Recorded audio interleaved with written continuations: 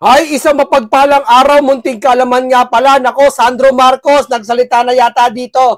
No? Ito na po yung nangyari kagabi po, nakaraan po, na sa ibinunyag po ni Amy Marcos na talagang revelasyon na hindi inaasahan po na napakarami pong mga nilalang dyan na kakampi po at kaalyado ng PBBM po. Ngayon, marami nagsasabi, isa sa mga ito ay bakit hindi nailista si Amy Marcos sa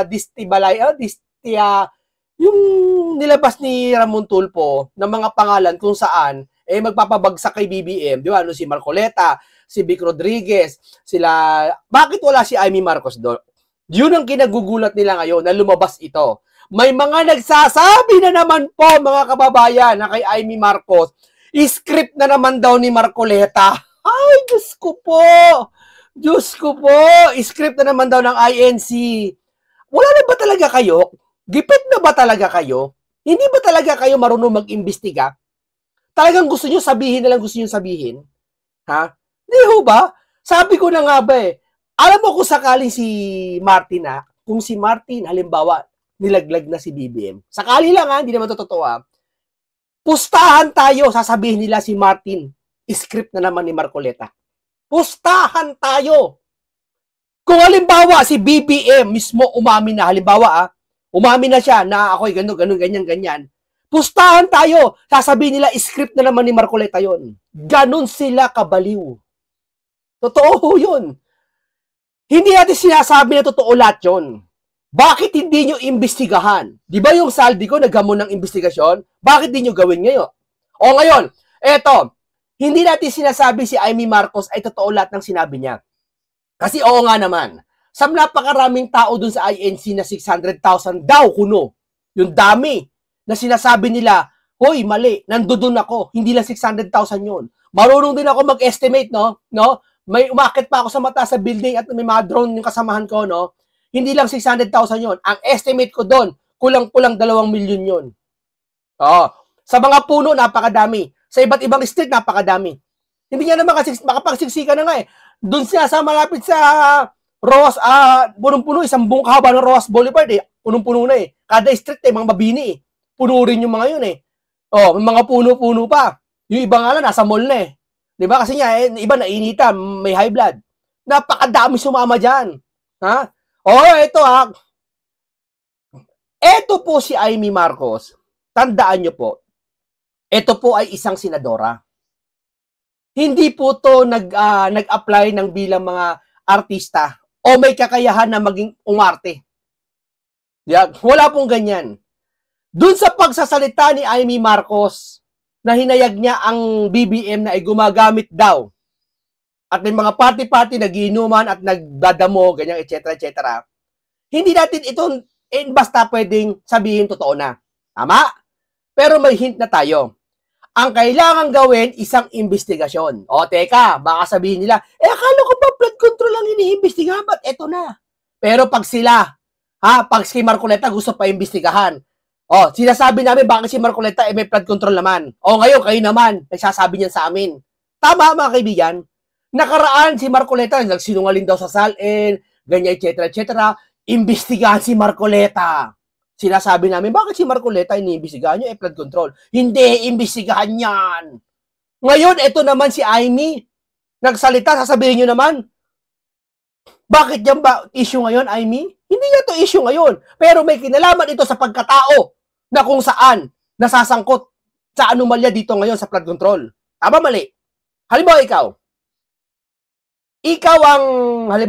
ang gumagawa ng ikaw ang choreographer ng isang sayaw.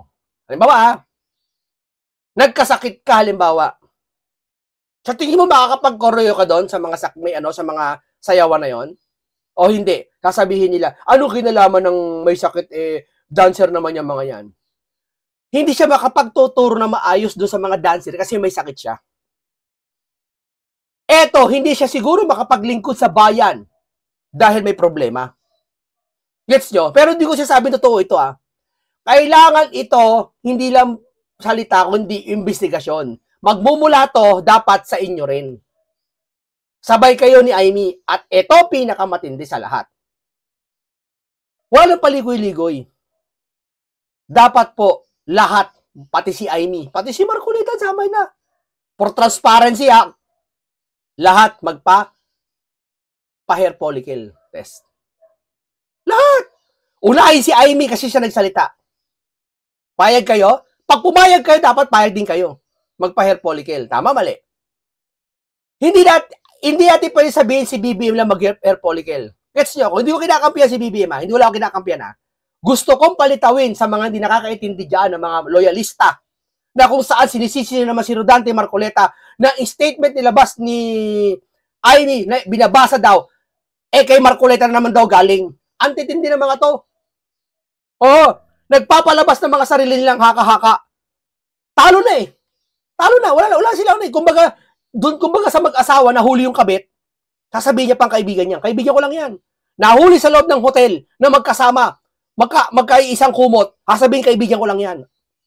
Oh, tapos paninindigan pa naman, kaibigan ko nga lang yun eh. May nakita ka ba may nangyari sa amin? Ganon to mga sitwasyon nila ngayon. Ganon. Para patunayan talaga walang kasalanan, hair follicle. Ang alam ko hindi ko pagkakamali meron tayong tinatawag sa diabetes na yung A1 ba yun? A1BH ba yun? Sino dito mga doktor, mga nurse? Kung saan yung test na yon, hindi siya pang test ng blood sugar na tinutusok. Kasi yung blood sugar na gano'n, today lang yun kung mataas o hindi. May tinitest sa blood test na 3 months ago, nakikita ko mataas ang sugar mo. Correct? Ang alam ko sa hair follicle, ganun din. Ilang years ago, makikita kung talagang gumamit ka o hindi. Kahit palagay natin, hindi ka na gumagamit ngayon, no? Pero madidetect para yung mga last year o mga years ago, madidetect kung ikaw gumamit o hindi. Yeah? Oh. Dapat para matapos tong issue to, magpagano na. Pati anak, pati mga tita, pati lahat. Isama mo na si Marcoleta, isama mo lahat ng senador. Para patas. Gusto niyo transparency, di ba? Oh, dapat gawin na. Hindi sa akin, suggestion ko lang yun Hindi ako nang bibintang Ayoko magbintang, ayoko sabihin si Aimee, totoo yung sinabi niya. Ganyan tayo dapat. Yeah? Pero, mas magandang tibagin to kung pamamagitan ng hair follicle. Hindi, sa akin lang Okay, ito po, bago yan, maputol mo tayo dyan. Ito po ang post si Sandro Marcos, basahin natin. I have always acknowledged and respected the role my tita, Senador Aimee Marcos played in the early part of my public life. That respect remains, which is why this will be first and last time I will be speaking on this. It pains me to see how low she has gone to the point that resort to a web lies aim of destabilizing this government to advance her own political ambition. Ambition na naman. Sus naman. Walang ganun, sir. Mamaya papaliwanag ko To further repeat an accusation against President Bongbong Marcos and the First Lady and the first time ever myself, that is not only false but dangerously, irresponsibly. Sa lahat po ng binanggit na ni Senadora, walang basihan, walang katotohanan at walang magandang idudulot sa bayan. Correct. Walang basihan, tama. Pero, magpa-hair follicle. Tama, mali. Magpa-hair follicle. Kinuha mo, hindi ko ninakaw. Ninakaw mo, anong basihan mo? Nakita mo, ninakaw? Hindi. Hindi niyo nakita. May nagsabi sa akin, binulsa mo. Ano pinakamagandang solusyon para yung lalaki na yon? Hindi mo nakita nagnakaw pero may nakakita, may nagsabi na binulsa niya. Ano pinaka-basic? Kapan. Search. I-search. Nasa bahay niya po yung mga maleta. Ano pinaka-the best na paraan? Puntahan, i-search. Magkaroon ng batas, i-search yun. I-search warrant ba? Tawag doon. Ipupuntahan nyo ba i-search kung meron talaga ano ba doon? Tama, mali. Nangyari, hindi. Tama. Ganito rin ang same situation ngayon. Para patunayan at mga aligasyon na ito, payag kayo dapat sa hair follicle. Para matapos tong issue na to. Tama, mali. My cousin, Borgie, Vice Governor Matthew, and Attorney Michael and can attest that these allegations that were insinuated against me are false. We always agreed that whatever happened between our parents, we will let ourselves be dragged in. That is why nakakalungkot makita na ginagawa niya ito. For the betray his own family brings a lot of pain to me as consequence of my respect to her giving me at me part start in the public life. Now is the time to unite and behind truth, not to amplify narratives, means to topple the government and government. Panahon ngayon para magtulungan, hindi para palaganap ng gulo at destabilisasyon. Hindi po gulo to. Magtulungan. Hindi niya kayo iba sa inyo, hindi nakikipagtulungan. Ano yun? Si School Pukul, si Boy Tago, ano na iambag sa Pilipinas ngayong Blue Ribbon? Ha? Tinigil ang investigasyon. Kinausap to si Boy Tago, si Ping, ha? Na ano masasabi mo? Hindi daw niya kilala si Aimee Lubos sa si BBM. Tama nga naman. Pero dapat daw di ginawa ni Aimee to sa pagsasalita sa maraming tao. Ha? Sino ka para magsabi ng ganyan? Wala ka nga naiambag eh. Sa Blue Ribbon eh. Nagtago ka nga eh. Nagtago ka naman sa Blue Ribbon eh. Tama, mali? Hindi ko ba? O di, maiwan natin dyan. Hindi po destabilizing, hindi to pagpaninira sa gobyerno. Hindi to politika. Kung sa mga nakapanood, andun po ako ng live. Malapit po ako dun sa mismong screen, dun sa Luneta. Andun ako sa dalo ng rally ng INC na Iglesia ni Cristo, kung sa nagsasalita si Aimee Marcos. Mararamdaman mo yung pananalita niya. Oo, kanya-kanya tayong mga naririnig kung plastic yung sinasabi ng tao. Pero sa pagkakataong ito, buksan nyo puso nyo. Mas naramdaman ng tao, hindi lang sa dun mga venue na yun. Yung salita ni Aimee ay talagang nagsasabi siya ng may sinseridad, may pagmamahal. Hindi ko siya sabi totoo siya sabi niya, pero yung tono ng pananalita niya, sabi ko kanina, hindi to artista si Aimee. At hindi rin ito nag-practice ng mga pagiging pag-iyak. Maluha-luha niya sinasabi to. Ang ramdam ko dito, may halong pagmamahal sa kanyang kapatid. Nangingibabaw pa rin ang pagmamahal niya sa lahat ng kamag-anak niya. Pero, ang sa akin lang pumasok sa isip ko, doon ako, pumasok sa isip ko para siyang isang ina na yung anak niya nalulung sa pinagbabawal. Na yung ina, umiiyak habang pinapasok yung anak niya sa rehab. Sinabi ng anak at ng mga kaibigan, bakit ginawa ng nanay niya yun? Siguro hindi siya mahal ng nanay niya kasi nirehab siya. Yung anak niya nagwawala, gustong ayaw pumasok sa rehab. Mahal ba ng nanay niya yan? Kayo na humusga kung mahal ng nanay na yun ang anak niya na umiiyak na ayaw magpapasok sa rehab. Pero dahil sa kagustuhan ng nanay, gusto niya ipasok siya sa rehab. Ang tawag doon, pagmamahal sa isang anak. Sabi niya na matatanda pag ang anak hindi mo pinapalo, hindi mo sinasaway, hindi mo mahal ang anak mo. Huwag mo naman yung Google Pin talaga. Ano ba? Akin na kami mo. Di ba teacher natin? Akin na. Papaluin mo ganun. Yung nanay na lang. Huwag mo na ulitin yun Ayoko nun. Huwag kang maglalaro doon. Kasi pag nadapa ka doon, madulas ka doon, malalaglag ka sa kanal. Tanda mo yan Yung ba hindi niya mahal anak niya? Mahal niya yun. Nakikita mo yung tono, pati yung malasakit. Yun ang nakita ko kay Aimee kagabi ng 1,000,000 na Pilipino nanonood. Yun ang nakita namin. Pero hindi ko siya sabi totoo yung naman ang sinabi niya. Pero naramdaman ko yung pagmamahal niya sa kapatid niya. Na hindi to plastic, hindi to politika na masasabi ko. Hindi to politika. Damahin nyo, sabi niya, kung may mas nakakakilala man kay BBM, walang iba, kundi yung kapatid niya. Tandaan nyo yan. Yung nanay, minsan, di niya kilala anak Bakit? Kasi minsan, di ba, minsan may mga hindi naman mamas boy, layas. Minsan pupunta ka niya sa relax o mga, doon, yung mga travel. Minsan, nakakilala talaga siya, kapatid mo Totoo yan. Nagsama sila mula bata. Kaya naniniwala ako kay Aimee, yung siya sabi niya, may pagmamahal sa kapatid niya. Para matapos lahat ng ito, magpa-hair follicle. Magpa-laboratory lahat. Simulan kay Aimee kasi kapatid niya rin yan Malay natin, di ba? Baka isa rin siya doon. Para sigurado. Pero yung laman ng kanya mga sinasabi, malalaman nyo, ipi-play natin Eto, painggan nyo malalaman talaga may puso yung sinabi ni Aimee. Sa ito para lang may script na naman binabasa. Napaka-impertinente niyan. Tandaan nyo. Pag may babasahin ka in public at sensitive to, dapat nakasulat talaga to. Hindi porket nakasulat tikaan niya, nakasulat. Kung totooan niya yan, bakit may script pa? Dapat sinabi niya lang. Hindi ganun. sa mga Facebook, 'di ba? May nagpo-post tayo minsan ng mga saloobin. Sinusulat mo natin, 'di ba, bago natin i-post? At bago natin i-post, binabasa mo natin hangga't 2 beses o 10 pa. Tama? Tama.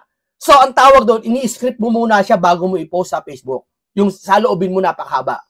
Minsan, binabago mo pa, ay, hindi itong word na to. Ito, papalitan ko.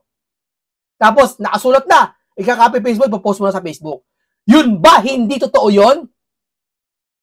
Peki ka pa rin ba nun? Oh, lahat yan, ginagawa niyo yan. Tandaan nyo, ginagawa niyo yan.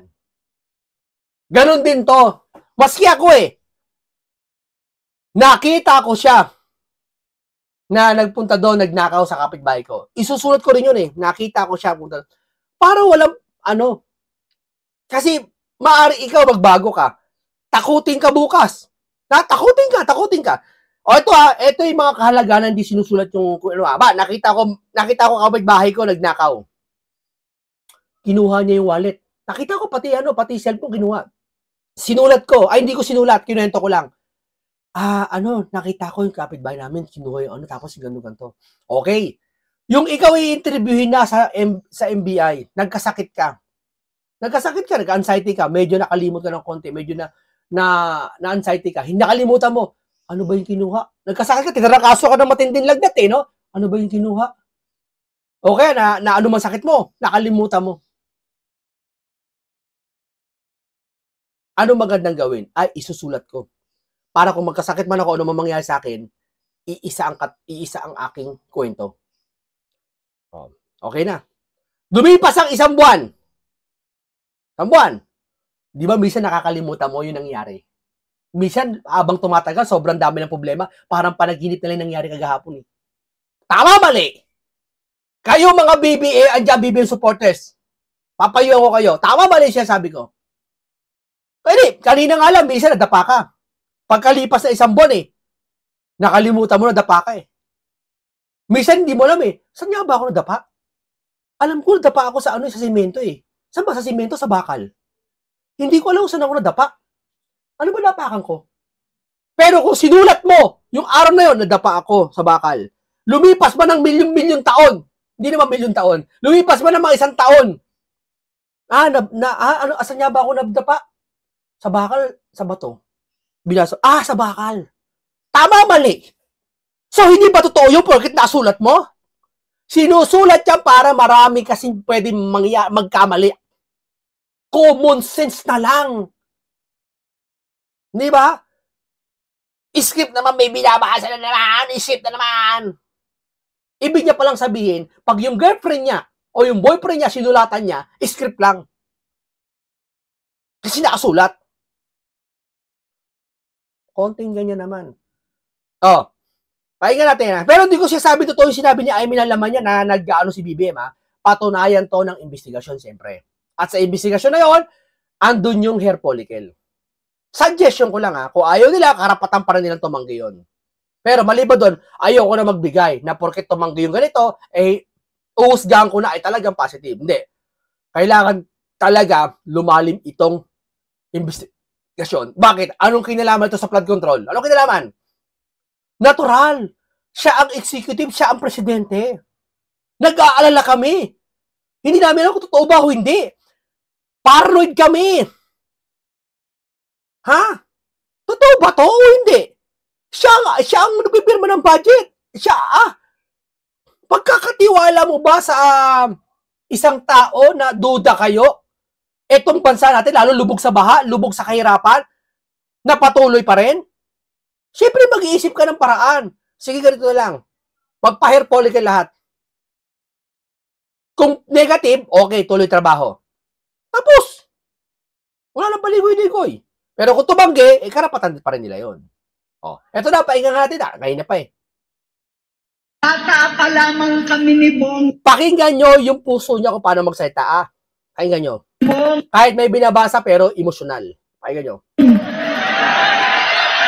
Alam na ng buong pamilya ang problema sa kanya.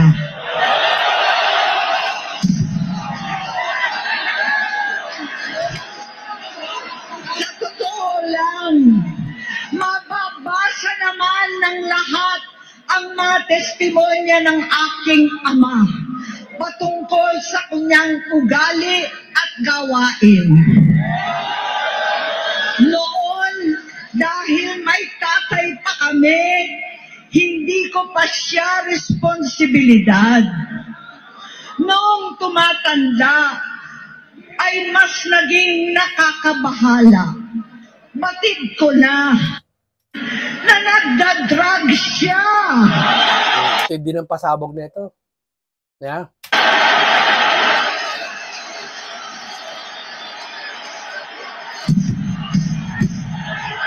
Naalaman ko. Iba talaga ang Iglesia ni Cristo. Iba talaga. Nagrally sila hindi para sa wala na walang mangyayari. Hindi to pinilit si Amy na magsalita ng iglesia. Ikaw, Amy Marcos, pipilitin ng sino man. Nakasanay dito apelido niya, pamilya niya. O sadyang isang ina na kinukwento ko sa iyo kanina, para sa pagmamahal ng isang anak, handa siyang mapakulong ang anak niya. Diba? Yung sa panahon ni Solomon, hahatiin yung bata sa gitna. May isang nanay nagpapanggap na kanya yung bata. At yung isang nanay naman, talagang totoo kanya yung bata. Ang sabi ng isang nanay, akin yung bata. Sabi ng totoong nanay, akin to. Hindi, yung isang nagpapanggap na nanay, akin tong bata. Alam mo, sagot na ni Solomon, ganito na lang, para magkaayos tayo. Yung bata na yan, hatiin sa dalawa. Hahatiin. Pag hinati, syempre, matitigok. Yung kalahati, ibigay doon sa isang nanay. Yung kalahati, ibigay doon sa isang nanay. Alam mo, sagot ng isang tunay na ina? Alam mo, sagot ng peking ina?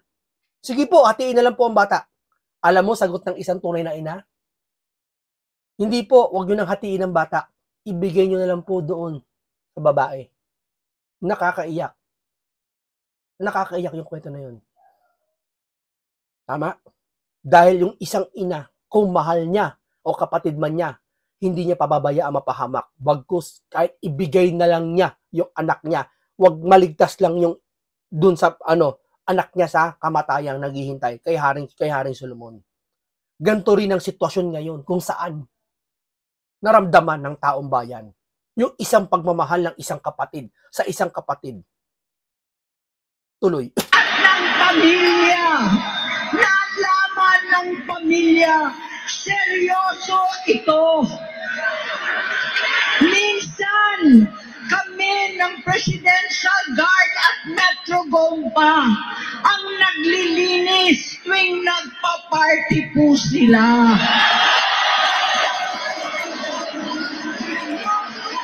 Nabuhay kaming magkakapatid sa ibang bansa.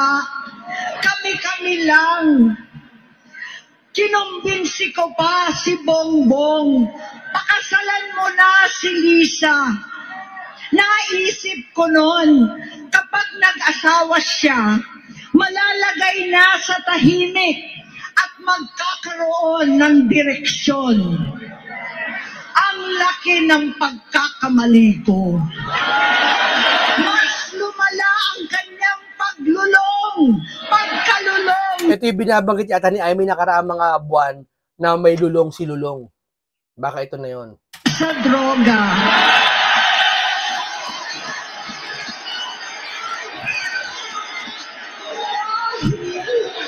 Parehas pala silang mag-asawa. Parehas silang mag-asawa. Naku. Ito hindi ko sasabing totoo yun Ito karanasan ko Sa experience ko, marami akong na-stack sa mga kaibigan, kakilala na gumagamit. Sabi ko nga, iba doon nagbago dahil kay Duterte. Aking experience lang naniniwala ako kung sino minsan yung addict na asawa. Ganon din yung asawa Minsan, hindi naman addict yung babae na tumitikim na rin dahil sa asawa dahil mahal niya. Maglagay niyo sa baba, totoo siya sabi ko. Underword to. Namuhay ako sa talagang kalsada. Kaya alam ko yung takbo ng panahon. Pero hindi ko sasabing sila yun Naging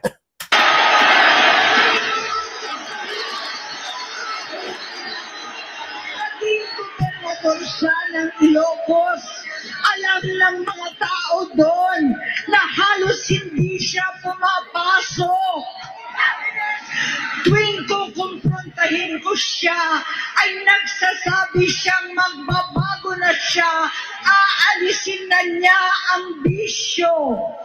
Ito yung sasabi ng nabawas ako sa karanasan ko sa mga relihiyon. Napakahirap magbago talaga ng ganito. Doon nga lang sa sigarilyo, hirap hinto eh. Kung totoo man ito napakahirap nito mga kababayan ko. Hanggang sa may nagsumbong na naman sa akin na sa paggising pa lang sa umaga, kasabay ng almusal, marijuana pala. Ito yung sasabi ng iba na bakit daw si Pangulong Duterte umami ng fentanyl pati ng damo. Ba't disisitin ni Amy? Kasi, ganito kasimple yan.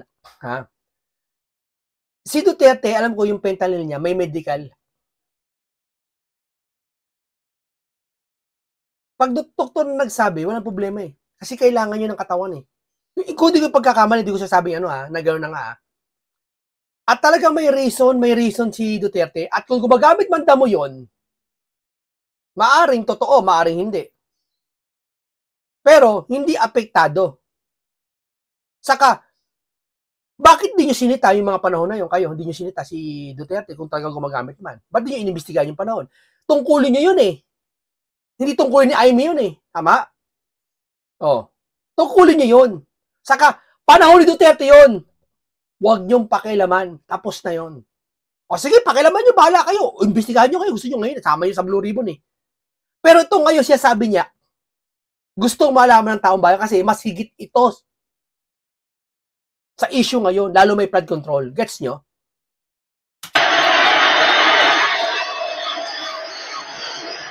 Maghapon sila. Lahat sila nagiinuman at gumagamit ng cocaine. Ayan na, sabi na. Kasama ng asawa at barkada. Eto kung may video si Amy nito, yari na. Tulad ng ama ko, kinastigo ko ang mga barkada niya. Ang nasirang si Bong Dasa, si Eddie Cruz, Inigo, Tony Boy, Sac Anton, alam po ninyo yan. Yung mga pangalan na yan, kung buhay pa man yan, ipatawag. Ba't ayaw gawin ng mga loyalista? Ayaw i-recommend. Sabihin nila, hindi totoo yan! Si BBM, hindi totoo yan! Paninira nyo lang yan! Gano'n kakasabing... Kami, payag kami eh. Payag kami Yung sinasabi ni Amy na ito naggumagamit, hindi kami naniniwala pa. Sana rin ganun din kayo. Huwag niyong sabihin na hindi totoo to. Wala kang ebidensya. Kami nga, hindi namin sinasabi totoo to eh. Ang gusto namin, para patas, gitna tayo parehas, magka-imbestiga, at sa imbestiga na yon, andun yung number 1, fire polykill. Tama, mali? Paano nagre-resign na sa takot ang mga pulis nila at staff dahil sa lumalalang bisyo? Inayos ko sila dahil gusto niyang ituwid ang buhay niya. Gusto niyang mag-vice-presidente. Hindi siya pinalad at lalong nagkaroon ng oras para sa bisyo. Simula noon, naging malabo sa amin ang lahat. Kaysa mag-away, bigla na lamang lumayo ang loob namin sa isa't isa. Noong 2016, kasabay ng kampanya ni dating Pangulong Duterte laban sa droga, lumabas ang pangalan ni Bongbong sa listahan. Eto na. Sabihin nyo, politika. Babalik na naman sila sa future, sa past. Hindi naman politika si Duterte niyan. Paano naman politika? Presidente si Duterte niyan. Yun ang lumabas eh. Diba? Politika lang yan. Anong politika? Totoo naman nangyari yun. Mag-isip-isip nga kayo. Nakasama siya sa listahan ng mga celebrities. Ito pa yung binabasa ni Amy sasabi, script daw ni Marcoleta. Hindi po totoo yan. May mga nagpo-post na naman bayarang vlogger na script daw ni Marcoleta yung binasa kasi bago po nangyari doon ako, ang nagtumawag po sa kanya si Senator Dante Marcoleta. Ang nagtumawag sa pangalan niya. Kaya sinasabi, tapos sinabi pa ni Amy, kaibigan niya si Manong Dante Marcoleta, tatawag niya. Kaya doon sila nagka-issue na naman na baka daw yung script na yan, dahil si Gutesa nagawa ng script, si Diskaya nagawa ng script, si Saldico nagawa ng script, pati ba naman si Amy script daw? Anak ng teteng kayo talaga. Pati siguro si Romualdez kung sakali ilaglag si BBM, sasabihin nila, script na naman ni Marcoleta yan. Titindi nyo. Halatang-halata na kayo. Hindi na kayo makalabas dito, makaligpas dito. Mga artista, Maricel Soriano at iba pa. Masinsinan kong kinausap si... Tabubutasan nila yan kay Maricel. Sasabihin, hindi, nagpatunayan kay Maricel, hindi naman totoo eh. Kaya papasok na naman nila yan. Hindi na naman tayo pakialam kay Maricel eh. Kung totoo man yun o hindi eh. Kung naipaliwanag naman niya sarili, ayos sa batas, di okay. Ayun, nagpaliwanag. Eto. Paliwanag nyo nga. Kung nagpaliwanag. Maliwanag ba? O hindi maliwanag? O kailangan pa talagang puwersahing paliwanag para bago kayo maliwanagan. Sige nga. Pangulong Rodi, halos manikluhod ako. Sinabi kong ayon sa kapulisan, dapat unahin, usigin ang mga pusher at saka na lamang sagipin ang mga user. Naligtas si Bongbong. Labis ang takot ko at pag-aalala. Kasi mga panahon na yon, kahit artista yata, kahit ano celebrity, pinapatulan talaga eh. Pwede matokhang, di ba? Pwede mahuli. Natatakot siya baka isuji Bobo. Mga panahon na yun, ha? Kinausap ko siya at nagsabi siyang talagang siya ay nagbabago na. Wala akong nakita nagbago dyan, ma'am. Hindi, meron pala. Pero napakahirap. Napakahirap. Lalo kung talaga maraming pera, mamahirap. Kung totoo, ha? Muli at lagi, hindi ako nawalan ng pag-asa. Ako'y naniwala ulit. Mula noon na natatanggap ko na lang na balita tungkol sa kapatid ko ay regular na pagpapadoktor. Kaya kumalma naman ako. Inisip ko, totoo, dahil na-opera na ang tuhod niya sa gout. Siguro, totoo na ito. Hanggang nito, na lamang nalaman ko na tuloy ang paggamit niya sa mga party, nagarapalan naghahain ng droga. Pinagmamalaki pa ng mag-asawang kayang-kaya nila ang microdosing ng cocaine. Grabe. Diba? Kung totoo to, mga kaibigan, bakit pa nananatili ito sa pwesto? Kung totoo ha, paano mo mapapangasiwaan yung bayan na napakalaki tulad ng Pilipinas kung sarili natin hindi natin mapangasiwaan? Kung totoo ito Kaya nagsasabi niya, anong kinalaman daw niyan sa issue ngayon? Ito na nga eh. Kung totoo man ito ang dahilan kung bakit tayo nagkaroon ng nagnakawan na malaki. Hindi na pangasiwaan. Sabi niya, may pagkukulang. Sabi wala daw pagkukulang si BBM. Kung walang pagkukulang, bakit may baha? Bakit nagkakaganito tayo? Hindi ba kakulangan niya yun? Mabait siya, mabait. Oo, mabait si BBM.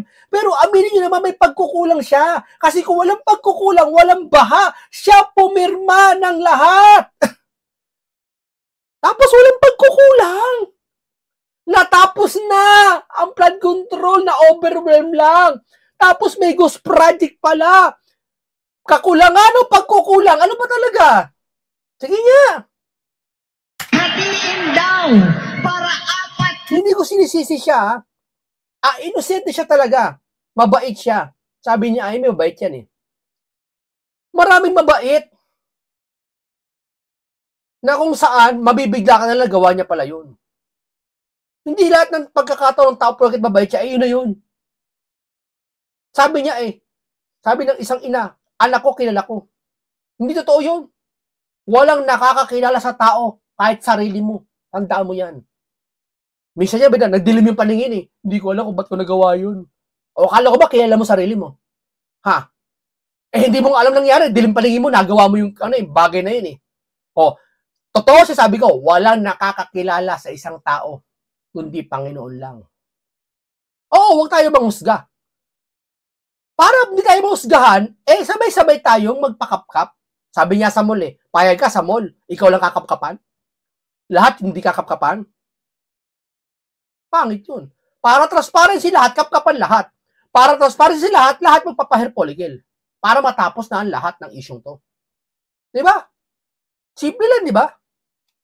Beses sa isang araw. Grabe. Hindi 4 na beses ata sa isang araw. mabibisto. Ang mga doktor, pinalabas nila ang pag-stem cell. Nagpapalit daw ng dugo, nagpapa-blood transfusion. Kayang-kaya raw. Hindi ko maintindihan ang pinagsasabi. Noong 20... ito blood transfusion medical. May nag-post kasi na vlogger. Hindi ko alam kung isang kaya yun. Na may post siya sa Facebook niya na pag isa na lang daw, nag-donate kasi si Marcos ng kidney sa tatay niya yata, isa na lang kidney nito ni BBM. Dapat daw pag isa kidney, kung gumagamit man daw sana, napahamak niya, nagkakamali kayo dyan. Hindi kayo doktor para magsalita niyan. Pero bibigyan ko kayo ng isang tip bilang di naman ako medical din, no? Total, nagbigay siya ng mali Mali para sa akin Ang medical, ang kidney po, isa lang, pwede. Hindi nakapagsabi, porket gumamit ka, bibigay yun. Kung inaalagaan mo ang kidney mo, tandaan mo, ang nakakasira ng mga kidney, asin, mahaalat, high blood, diabetes. No? Hindi yung mga ganyan-ganyan. Siguro may mababang tsansa lang na gumagamit, nasira yung kidney.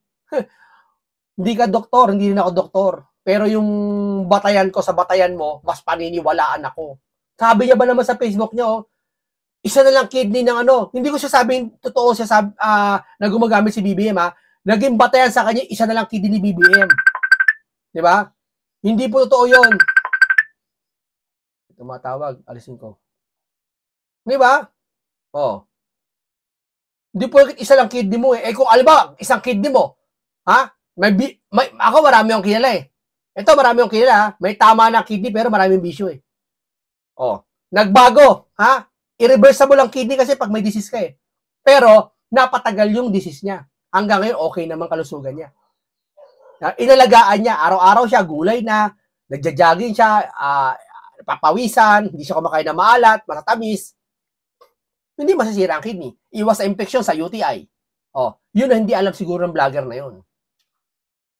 21, kahit papano, nagkikita kami at nagkakausap. Sumamba siya sa aking talagang hinintunan niya.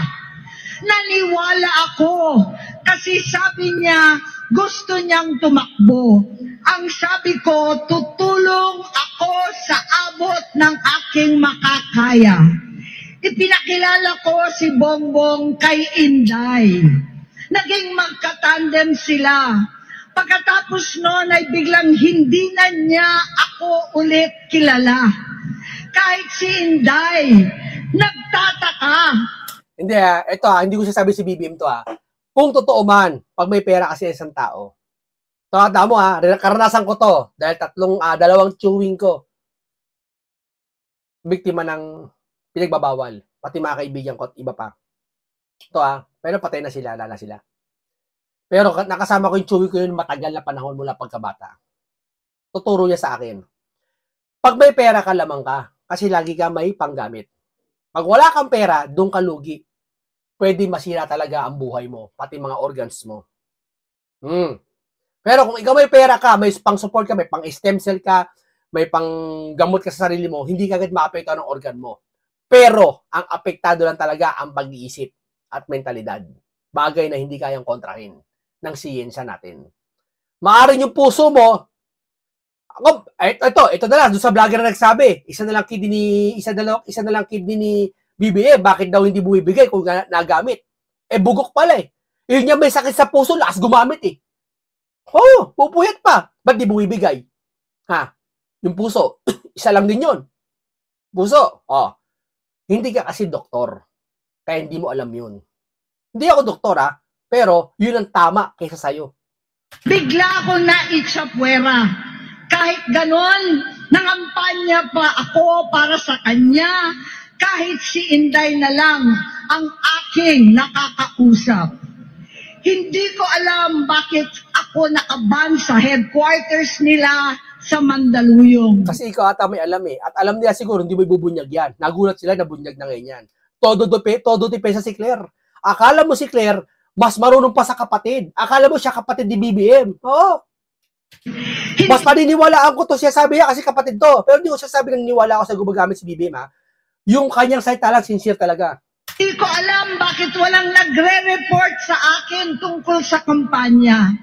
Sa totoo lang, masakit mang aminin, nung dinidisqualify na siya, halos papaboran ko na sana dahil may nagsumbong sa akin mula sa kanyang campaign team na gumagamit na naman siya.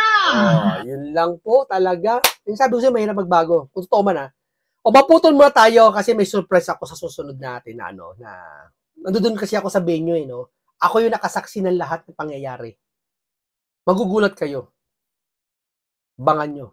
Magugulat kayo. Lagay nyo muna yung mga maputol muna tayo dito pero sabi ko nga, para matapos na lahat, yung isang tao na nakita mong kumuha ng pera, huwag na kasi kayo magtakip. Yung investigasyon dyan sa mga pagnanakawan, Blue Ribbon, Gotesa, Diskaya, Saldico, puro kayo sa salita ng hindi totoo yan, pero ayaw nyo simulan yung investigasyon. Kasi Saldico mismo naghamon. Sipin mo, siya ang umamin, siya pa naghamon ng kay Boying na investigasyon. Pero bakit hanggang ngayon hindi nyo ginagawa? Gawin nyo na. Umuwi ka muna. Baka ito mangyari naman. Umuwi ka muna mag-oath bago investigasyon. Kasi ganyan sila, mag-solido mo ng pera bago umamin, bago witness protection. Baka may kondisyon na naman kayo. Ha? Kasuhan nyo si Saldi. Pa-intel nyo, kaya umuwi. Huwag nyo nang bigyan ng kondisyon dahil hindi uuwi yan. Kung gusto nyo, kasuhan nyo, ipa-intel nyo, dalhin dito para si Alice Guo, pag naharap na, hindi naman, huwag naman sana Maninoy International Airport, no, sabi, no? Usigin nyo, paaminin nyo, palabas ang investigasyon para magkaalaman. Maliban lang kung ayaw nyong gawin. Yun lang sa akin, ha? Yun lang sa akin. Oh. Hanggang dito lang po muna tayo. Paalam sa inyo lahat sa aking opinion na to at reaksyon. Paalam sa inyong lahat.